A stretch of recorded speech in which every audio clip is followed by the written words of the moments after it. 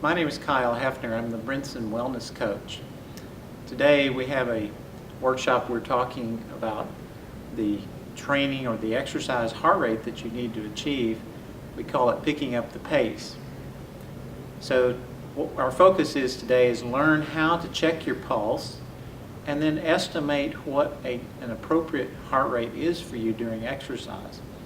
And then we'll talk a little bit about how to develop a sensible exercise schedule that balances the duration and the intensity of your exercise, and that you use some principles of exercise such as a variety of intensities and durations that works well with your schedule. So the first thing I want you to do is I want you to feel the edge of your wrist where it's kind of bony, and I want you to take the other hand, the fingertips on the other hand, and actually feel a pulse.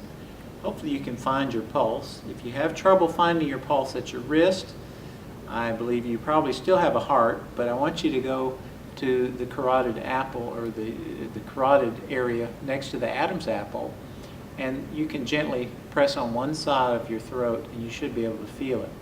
Now there is a tendency when you press here, it tends to slow the heart rate down just a little bit. So I tend to prefer the radial pulse to check my heart rate during exercise. So the first thing I want you to do is, if you can use a stopwatch or an accurate timer for 6 seconds, count the beats in 6 seconds. So if you come out with, say, 7 beats in 6 seconds, that's 70 beats per minute. And that's typical for most people at rest. Now if your heart rate is elevated, say it's over 100, and you get 10 beats or more in 6 seconds at rest, then you might check with a healthcare provider that maybe your heart rate's up a little too high. So if you have any medical concerns, check with your doctor. And certainly when you go to exercise, if you're not familiar with exercise. Now the first thing that we want to do after you found your pulse is that we're going to try to estimate what your target heart rate should be during exercise. But the first step to do that, we need to take your age in years from the number 220. Now this will give you an estimate of what we call the predicted maximum heart rate. And so it is just an estimate. It's not always accurate because you have your own individual heart rate.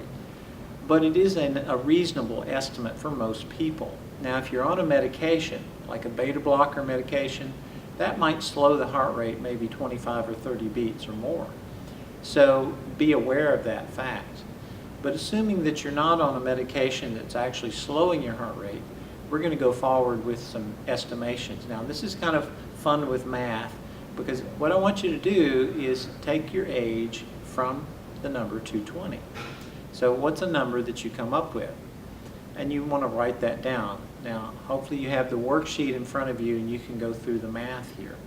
So the thing that we're going to focus on is an example. So let's say we have a 40-year-old person that wants to exercise. And so you actually subtract 40 from 220 and you get 180 beats per minute. So that's not the exercise heart rate, but that's the predicted max heart rate. Okay. Now let's say that they checked their pulse rate at rest and it was 7 beats in 6 seconds, or 70 beats per minute. Well, we would then take the difference between the predicted maximum heart rate, in this, our example is 180, minus the 70. So that gives us 110 beats range. In other words, the heart rate can range up from resting to peak 110 beats per minute.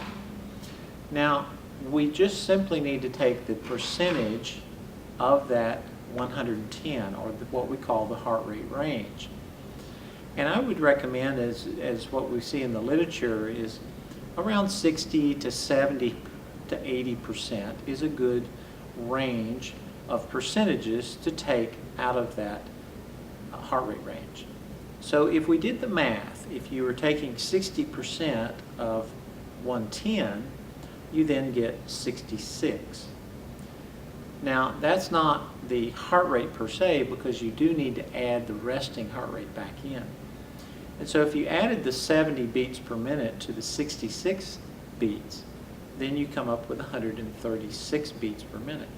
Well, that would be the low end of the exercise target zone. If we took 80% of the 110, we would get 88 beats. And then we add the 70 resting heart rate to that, and we come up with 158. So in our example, a 40-year-old person may want to exercise between 136 and 158 beats per minute is a reasonable target heart rate zone for this person during exercise. Now, if they were checking their heart rate in 6 seconds, that's approximately 13 to 16 beats in 6 seconds. So they would then know that they're in their target zone if they're actually getting that many beats in 6 seconds. So that's kind of an easier way to estimate what the target heart rate should be. Now, if you're unaccustomed to exercise, you might want to use a little different percentage. Use, instead of the 60 to 80% of your heart rate range, just scale it back a little bit. Use 40 to 50% of your heart rate range and recalculate the numbers, adding back in your resting heart rate. So for example, a 40-year-old, our same example, but we only are using 40 to 50% of the heart rate range, then that would be 44 to 55, and we're adding the resting heart rates to those, and so we'd ultimately come up with 114 to 125 beats per minute. And this would be appropriate for somebody who's not been exercising at all. And so if they haven't been exercising, that might be a more reasonable approach. The other thing we wanted to mention today was the FIT principle. And that actually is an acronym. The F stands for frequency, or how often you're exercising. The intensity, the I stands for intensity, or how hard you're exercising. And that's where the target heart rate comes into play. And then the T stands for both time, and there's a second T. That stands for the type of exercise. So choose a type of exercise that you can do fairly continuously for a while that uses most of your muscles. Say, for example, walking or cycling or swimming or some activity that you enjoy. And then you would work up. You may not be able to work very long, maybe 10 minutes, 15, 20 minutes, but work up eventually where you can do mostly 40 minutes on most days of the week.